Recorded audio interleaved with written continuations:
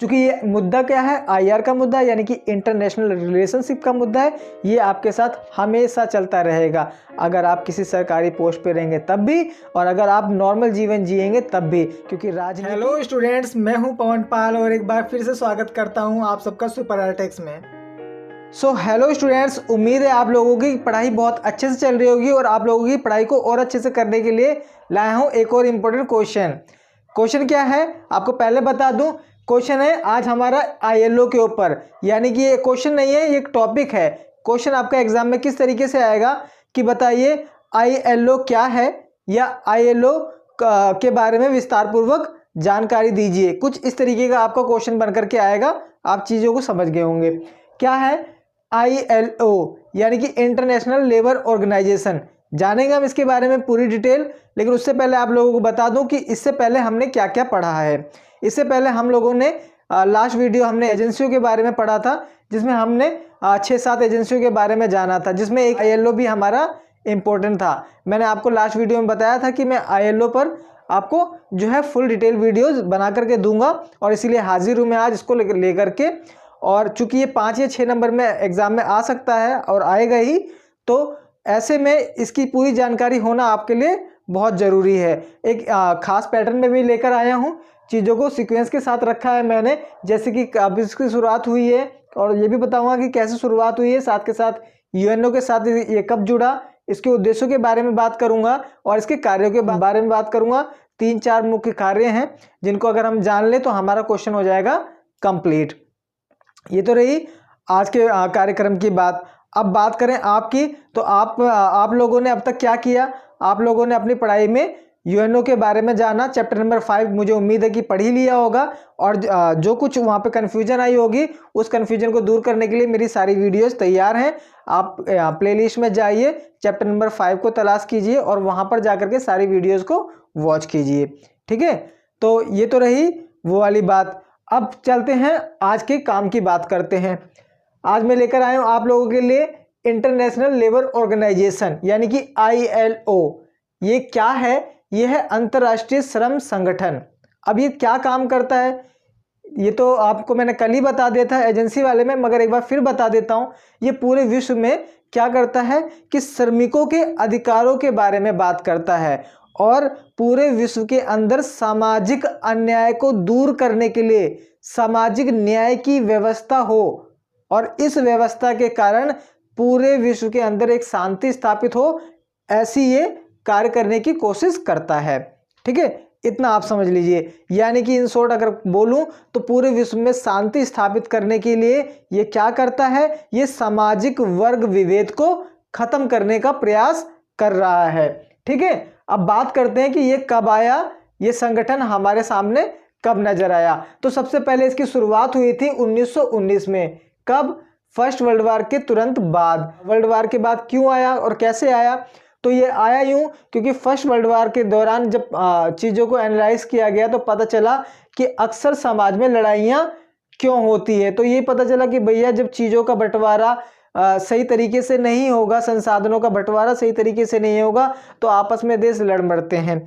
और ऐसे में वो आपस में लड़ाई ना करें, उसके लिए क्या होना चाहिए कि समाज में जो भी बंटवारा वगैरह है संसाधनों का, वो उचित मात्रा में हो, यानी कि समान तरीके से हो। ठीक है, ना किसी को कम हो ना किसी को ज़्यादा हो, कोई किसी का अधिकार ना छीन सके। ठीक है, सभी को रोजगार मिले, सभी को खाना पीना अच्छे से मिले।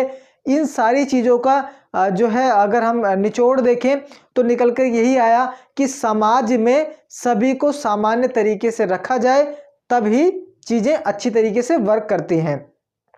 तो इसी उद्देश्य के साथ आईएलओ की शुरुआत की गई थी, और आईएलओ की शुरुआत 1919 में की गई।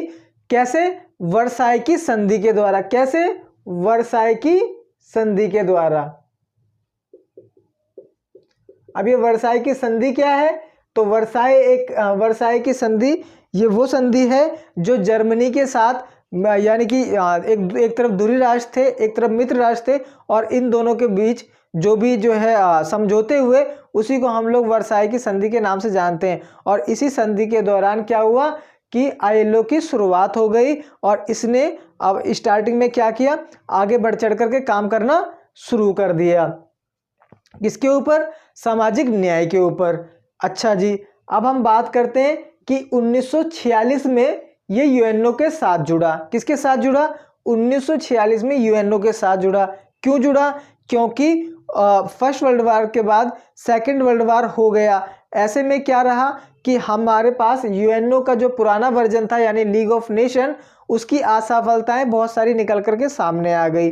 अब जब उसकी असफलताएं सामने निकल के आ गई और उसी के साथ ये भी एक वर्क कर रहा था, तो अब इसने सोचा कि नया जो संगठन तैयार हुआ है वो बहुत बढ़िया तरीके से काम करेगा। नया चार्टर तैयार हुआ है, नई नियमावली आई है, उस नियमावली के अनुसार अगर हम चीज़ों को टैकल करेंगे तो बहुत आसानी से कर लेंगे, और क्यों ना हम जो है यूएनओ के साथ मिल करके और यूएनओ के विश्व शांति वाली कामना को पूरा करें। तो इसी उद्देश्य के साथ ये 1946 में पहली एजेंसी ऐसा था जो यूएनओ के साथ जुड़ गया और उसका सहयोगी बन गया और उसके कार्यक्रमों में हिस्सा लेने लगा और शांति वगैरह की व्यवस्था करने में पूरा इसका योगदान रहा, जिसको हम आगे इसके कार्यों से पहचानेंगे या जानेंगे। बात करते हैं इसके उद्देश्यों की। तो भैया आईएलओ के उद्देश्य क्या था बनाने का? तो मैंने आपको पहले ही बता दिया कि आईएलओ का उद्देश्य था वैश्विक शांति के लिए सामाजिक न्याय पर क्या करना? ध्यान देना। पूरे विश्व के अंदर सामाजिक न्याय पर ध्यान देना। सामाजिक न्याय बार बार आप लोगों को मैं बोल रहा हूँ, मुझे ऐसा लगता है कि आप लोग समझ पा रहे होंगे या नहीं कि सामाजिक न्याय क्या है। तो बिल्कुल सिंपल आसान भाषा में आपको बताता हूँ। सामाजिक न्याय का मतलब सिर्फ आप इतना जानो कि समाज में अमीर और अमीर ना हो जाए, गरीब और गरीब ना हो जाए, इनके बीच की ऐसी व्यवस्था को क्रिएट करना ही सामाजिक न्याय कहलाएगा। इस बात से मेरे को अंदाजा है कि आप लोग बहुत अच्छे से चीज़ों को समझेंगे। अच्छा जी, तो इसी उद्देश्य के कारण क्या किया गया? इंटरनेशनल लेबर ऑर्गेनाइजेशन को बनाया गया। अब बात है कि ये काम कैसे करता है। तो ये विभिन्न प्रकार के कार्य करता है, लेकिन इनके कामों पर जाने से पहले मैं आपको बता दूं कि इसकी एक खास विशेषता है काम करने के तरीके की। यानी कि मैं बात कर रहा हूँ इसके काम करने की वे की बात कर रहा हूँ। तो कैसा वे है इसका काम करने का? इसका वे है ट्राइपेटाइट। कैसा है? ट्राइपेटाइट। मतलब इसको क्या मतलब होता है? इसका मतलब होता है त्रिपक्षीय। क्या मतलब होता है? इसका मतलब होता है त्रिपक्षीय। अच्छा जी, तो ये त्रिपक्षीय क्या होता है? इसका मतलब होता है कि तीन पक्षों से ये कार्य को करने में ज़्यादा जो है दिलचस्पी दिखाता है। जैसे कि कैसे ये करता है काम? ये कहता है कि मान लो एक तरफ आईएलओ हो गया। कैसे? एक तरफ समझ लो कि आईएलओ हो गया और अब ये काम करना शुरू करेगा। तो ये किस तरीके से करेगा? ये तीन अलग अलग लोगों से डाटा कलेक्ट करेगा। तीन अलग अलग लोगों से डाटा कलेक्ट करेगा। जैसे पहले ये बात करेगा गवर्नमेंट से। मैं यहाँ पर खाली जी लिख देता हूँ, चलो गवर्नमेंट लिख देता हूँ शॉर्ट में। ठीक है, क्या कहा? पहले किससे बात करेगा? ये गवर्नमेंट से बात करेगा कि बताइए आपके देश में श्रमिकों का क्या हाल है। गवर्नमेंट से डाटा कलेक्ट करेगा। देन उसके बाद ये क्या करेगा? ये बात करेगा जनता से, यानी कि हम लोगों से। किससे? हम लोगों से बात करेगा और हमारी समस्याओं को जानने की कोशिश करेगा, हमसे डाटा कलेक्ट करेगा। उसके बाद ये एक तीसरे व्यक्ति से भी बात करेगा जो कि कहलाता है नियोक्ता। क्या कहलाता है? नियोक्ता। अब ये नियोक्ता कौन होते हैं? ये वो नियोक्ता हम लोग उन्हें कहते हैं जो हम लोगों को काम देते हैं। ठीक है, तो ये क्या करता है? ये तीनों लोगों से, यानी कि काम देने वाले से, काम करने वाले से, ठीक है, और काम करने वाले लोग जहां पर रह रहे हैं उसके मालिक से, तीनों से बात करता है और डाटा कलेक्ट करता है। और उसके बाद ये वो फैसला लेता है जो किसको अच्छा लगे, जो पूरे समाज के लिए हितकारी हो और साथ के साथ आम जनता यानी कि हम जैसे लोग श्रमिकों के अधिकारों की रक्षा करने वाला हो। श्रमिकों के भलाई के लिए जो भी कार्य इससे बन पड़ता है वो इस काम को करने के लिए तैयार हो जाता है। ठीक है, तो इस तरीके से ये तीन आधार पर चीज़ों को नापता तोलता है और उसके बाद फैसला करता है और उसके बाद कार्यों को अंजाम देता है। ठीक है जी, इतना हमने सीख लिया। अब हम बात करते हैं इसके कार्यों की। तो ये क्या क्या कार्य करता है यहाँ पर मैंने दे रखा है, जरा ध्यान से देखते हैं क्या कह रहा है। पहला कार्य क्या बताया कि ये विभिन्न सामाजिक वर्गों के मध्य शांति स्थापित करता है। ये तो हमने पहले ही जान लिया था। सामाजिक वर्ग यानी कि अलग अलग वर्गों, ऐसा नहीं है कि अमीरों के खिलाफ हो जाएगा या जो नियोक्ता है उन पर जो है अपना कठोर व्यवहार रखेगा और आम जनता यानी श्रमिकों पर अपना लचीला व्यवहार रखेगा, ऐसा नहीं है। ये क्या करेगा, ये दोनों में समान इक्वल करेगा और केवल उसी कार्य को करेगा जिससे संपूर्ण सामाजिक वर्ग की भलाई हो। किसकी? संपूर्ण सामाजिक वर्ग की भलाई हो। ठीक है, तो हमने इतना जान लिया फर्स्ट लाइन से। अब बात करते हैं दूसरे लाइन की। क्या कहता है? कहता है कि श्रमिकों के लिए सभ्य कार्य एवं न्याय की व्यवस्था करना। क्या कहता है? श्रमिकों के लिए सभ्य कार्य, क्या? सभ्य कार्य। क्या है ये सभ्य कार्य? एवं न्याय की व्यवस्था करना। अच्छा जी, अब सभ्य कार्य क्या हुआ? सभ्य कार्य ये हुआ कि जैसे जो श्रमिक है यानी कि जो काम करने वाला व्यक्ति है उसकी योग्यता के अनुसार, कैसा कार्य? उसकी योग्यता के अनुसार अगर उसको कार्य मिल जाए तो उसको हम क्या बोलेंगे? सभ्य कार्य। और इसी आधार पर ये क्या करता है? न्याय की व्यवस्था करता है। क्यों? क्योंकि अगर मान लो कोई व्यक्ति जो कि ग्रेजुएट व्यक्ति है, अब उससे अगर लेबर वर्क का काम करवाया जाएगा, ठीक है, तो ये नहीं शोभा देगा ना, जचेगा नहीं, क्योंकि काबिलियत के हिसाब से लोगों को चीज़ें मिले, काम मिले। ठीक है, तो उसकी ये बात करता है कि भैया अगर लोगों के काबिल जो जैसा है उसको वैसा ही काम मिल जाए तो हम क्या कहेंगे कि ये सभ्य कार्य है और इस तरीके से क्या होगा? न्याय की एक अच्छी खासी व्यवस्था हो जाएगी। ठीक है, तो इसका ये दूसरा कार्य है। बात करते हैं तीसरे कार्य की। तीसरा कार्य कहता है कि विकासशील देशों, किसकी? विकासशील देशों, यानी कि ये वो देश है जिनका विकास नहीं हुआ है और ये लोग विकास अभी कर रहे हैं। ठीक है, कंटिन्यूअस चल रहा है, डेवलपिंग कंट्री हैं। ओके, तो विकासशील देशों को तकनीकी सहायता, कौन सी सहायता? तकनीकी सहायता, टेक्नोलॉजी की हेल्प करता है ये प्रदान करना। क्या करता है आईएलओ? आईएलओ ऐसे देशों को तकनीकी सहायता उपलब्ध कराता है जो अभी विकास कार्यों में लगे हुए हैं और अपना विकास धीरे धीरे आगे कर रहे हैं। ठीक है, और क्या ये तकनीकी व्यवस्था लाता कहाँ से? तो ये तकनीकी व्यवस्था उन देशों से लाता है जिन्होंने अपना विकास कर लिया है या जो डेवलप्ड कंट्री हैं। ठीक है, तो हमने इसके 3 कार्य को जान लिया। अब बात करते हैं इसके चौथे कार्य को। किसके? चौथे कार्य की। चौथा कार्य क्या कहता है कि महामंदी के दौरान, कौन सी? महामंदी के दौरान श्रमिक अधिकारों को सुनिश्चित करना। क्या काम है इसका? चौथा कहता है कि महामंदी, जब क्या हो जाए? जब मंदी आ जाए, यानी कि समाज में काम धंधा चौपट चल रहा हो, ठीक है, जैसे अभी कोविड-19 के दौरान सब कुछ बिगड़ा पड़ा है, सब कुछ खराब हो चुका है, ऐसे वक्त के समय श्रमिक अधिकारों को सुनिश्चित करना, यानी कि श्रमिकों के अधिकारों की रक्षा करना या उनके जो है मानदंडों को बनाए रखना ही आईएलओ का कार्य है। ठीक है, ये इसका चौथा कार्य है। अब इस वाली लाइन पे स्टूडेंट्स आप लोगों को एक एग्जांपल दूंगा।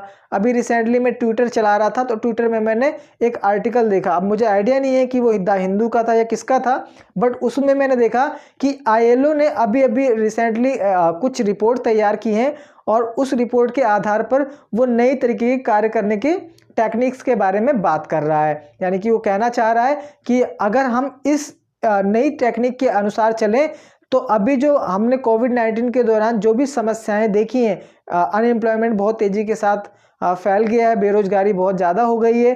ठीक है, लोगों को उनके मन मुताबिक कार्य नहीं मिल पा रहा है, यानी कि जो जैसा सभ्य कार्य देना चाहता था आईएलओ वैसा कार्य नहीं मिल पा रहा है। बहुत सारे लोग अपने अपने घरों में बंद हैं। ठीक है, उनको समझ में नहीं आ रहा कि वो क्या करें, वो करने लायक कुछ और है मगर मजबूरीवश उनको कुछ और करना पड़ रहा है। तो ऐसी समस्या जो है अभी क्रिएट हुई है और साथ के साथ हमारे क्या पूरे विश्व के इकोनॉमी की जो स्थिति है वो बहुत ज़्यादा डाउन चली गई है। तो इन सब के बीच आईएलओ कुछ ऐसी टेक्निक्स बना रहा है, ये कुछ ऐसे फॉर्मूले इजाद कर रहा है जिन पर वो कह रहा है कि अगर सभी देश चलें तो आगे चल करके 2-4 साल में हम बहुत ही जल्दी इस समस्या को रिकवर कर लेंगे। ठीक है, तो ये मैंने ऐसा ट्विटर में आर्टिकल पढ़ा था और उसी पे मैंने बात करी है चौथे नंबर के कार्य की। क्या कहता है कि महामंदी के दौरान श्रमिक अधिकारों को सुनिश्चित करना। ठीक है। सो स्टूडेंट्स, आज आप लोगों ने क्या क्या सीखा? आज आप लोगों ने सिर्फ और सिर्फ एक टॉपिक के बारे में जाना, ILO के बारे में। आपके एग्जाम में ये 6 नंबर में पूछा जाएगा या 5 नंबर में पूछा जाएगा, ठीक है। 1 नंबर में आपका पूछ लिया जाएगा कि इसकी फुल फॉर्म क्या है, तो इंटरनेशनल लेबर ऑर्गेनाइजेशन है, ठीक है। अगर आपसे पूछा जाएगा 1 नंबर में कि बताइए ILO की स्थापना कब हुई, तो आप ILO की स्थापना जो है 1919 बिल्कुल मत बताना, ये एक इसकी स्टार्टिंग पॉइंट है, तो आपको ज़्यादा ध्यान नहीं देना, ये ऐतिहासिक पहलू था, मैंने बस आपको आपकी जानकारी के लिए इसको बता दिया, ठीक है। आपको जब पूछा जाए कि इसकी स्थापना कब हुई, तो आप इसका आंसर दोगे कि 1946 में इसकी स्थापना हुई, और UNO के साथ ही कब जुड़ा? 1946 में ही जुड़ा। अच्छा जी, उद्देश्य आपसे पूछा जाए 2 नंबर में, जैसे कि बताइए ILO क्या है और उसके उद्देश्य क्या है, तो आप बताओगे कि ILO जो है वो एक श्रम संगठन है, अंतर्राष्ट्रीय स्तर पर काम करता है, पूरे विश्व की शांति के लिए काम करता है, समाज में सामाजिक अन्याय ना हो इसके लिए वो पूरी कोशिश करता रहता है, ठीक है। तो इसके उद्देश्य हैं, ठीक है। अब आपको स्पेशल खाली कार्य भी पूछ सकता है, तब आप क्या करोगे? हल्की सी छोटी सी एक भूमिका बनाओगे ILO की, और उसके बाद इन चारों कार्यों को लिख दोगे कि भैया समाज में वर्ग विभेद ना हो उसके लिए काम करता है, सभ्य कार्य, लोगों को उनके योग्यता अनुसार कार्य मिल जाए उसके लिए कार्य करता है, ये विकासशील देशों को टेक्नोलॉजी मुहैया कराता है, यानी कि तकनीकी सहायता देता है। उसके बाद क्या करता है? ये चाहे कैसी भी स्थिति हो, यहाँ पर जो चौथी बात कह रहा है कि स्थिति चाहे कैसी भी हो, हर स्थिति में ये श्रमिक अधिकारों की, ठीक है, श्रमिक अधिकारों की रक्षा करने के लिए तैयार रहता है ILO, ठीक है। तो स्टूडेंट्स, उम्मीद करता हूं कि मैं इसको अच्छे से आपको समझा पाया होऊंगा, और अगर आप लोगों को ये अच्छे से समझ में आ गया तो प्लीज़ एक लाइक कर देना, ठीक है। वैसे मैं लाइक के लिए कभी कहता नहीं हूं, बट मैंने अभी कह दिया ताकि मुझे भी मोटिवेशन मिले, ओके। उम्मीद करता हूं कि आप लोग अपनी पढ़ाई बहुत अच्छे से करेंगे, इसको आप नोट्स बना लेंगे, ठीक है। जो भी मैंने बातें बोली आप वीडियो को दोबारा सुनना, और सुन करके अपने शब्दों में लिखना ज़्यादा बेटर रहेगा आप लोगों के लिए, याद करने के लिए, लॉन्ग लाइफ तक ये चलता रहेगा आपके साथ, ओके। क्योंकि ये मुद्दा क्या है? IR का मुद्दा, यानी कि इंटरनेशनल रिलेशनशिप का मुद्दा है, ये आपके साथ हमेशा चलता रहेगा। अगर आप किसी सरकारी पोस्ट पे रहेंगे तब भी, और अगर आप नॉर्मल जीवन जिएंगे तब भी, क्योंकि राजनीति और राजनीति से जुड़े हुए पहलू कभी भी इंसान से अलग नहीं हो सकते। और ऐसा मैं नहीं कह रहा, ऐसा महात्मा गांधी ने कहा था। कोटेशन क्या है पूरी बताऊंगा आपको फिर कभी। मिलते हैं नेक्स्ट वीडियो में, तब तक के लिए पढ़ते रहिए।